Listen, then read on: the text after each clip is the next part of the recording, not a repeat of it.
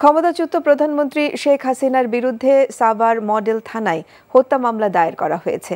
এছাড়াও ধামরাই থানায় আরও একটি হত্যা মামলা দায়ের করা হয়েছে। দুটি মামলায় আসামি করা হয়েছে 208 জনকে। গত 5 আগস্ট বৈষম্য বিরোধী ছাত্র আন্দোলনে ঢাকা কমার্স কলেজের একাদশ শ্রেণীর ছাত্র আব্দুল আহাদ সৈকতকে গুলি করা হয়। এ ঘটনায় তার বাবা নজরুল ইসলাম বাদী হয়ে শুক্রবার সকালে মামলাটি দায়ের করেন। মামলায় শেখ হাসিনা ছাড়াও ওবায়দুল কাদের, আসাদুজ্জামান খান কামাল, মোহাম্মদ এ আরাফাত ও ডাক্তার এনামুর রহমান সহ 126 জনকে আসামি করা হয়। এই তালিকায় আছেন 3 সাংবাদিকের নামও।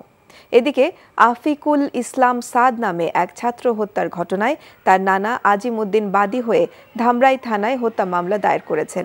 এই মামলায় বেনজির আহমেদ সহ 82 নেতাকর্মীকে আসামি করা হয়েছে।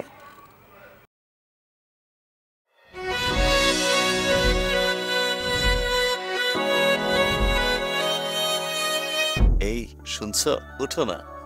আমি বলবো একটু ঘুমাই। তোর বাইরে লেগে এক কাপ চা বানাই দে।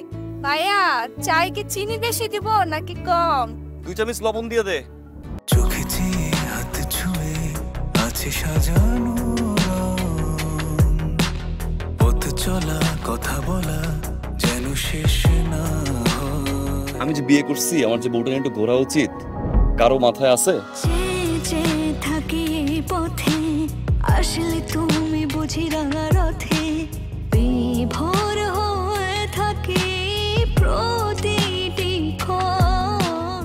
ডাক্তারের কাছে যাবো স্যার। আমার একটু নিয়ে চলেন না।